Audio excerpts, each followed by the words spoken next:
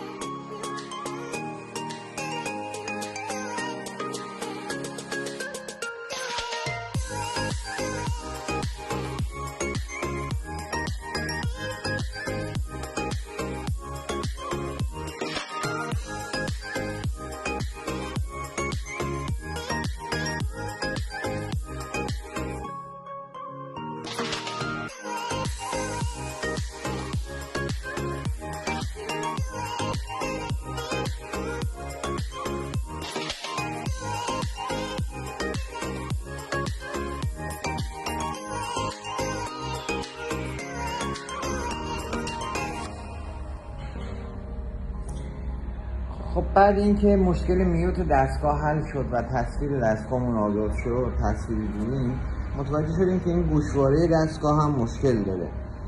این گوشوارمون ایراد داره، باید این گوشوارمون تعویض بشه تا این خطوط افقی روی دستگاهمون مشکلش حل بشه.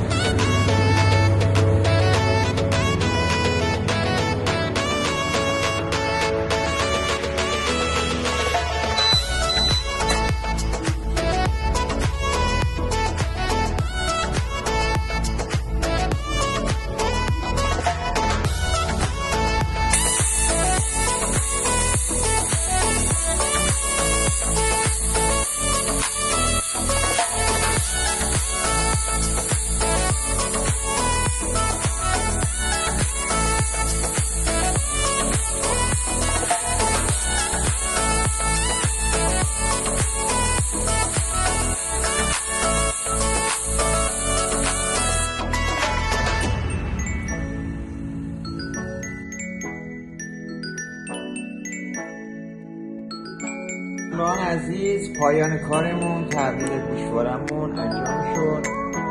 تصویر افقی دستگاه کیفیت تصویر عالی، منحنی 56 سامسونگ با موفقیت انجام شد. ممنون از اینکه با ما همراه هستید.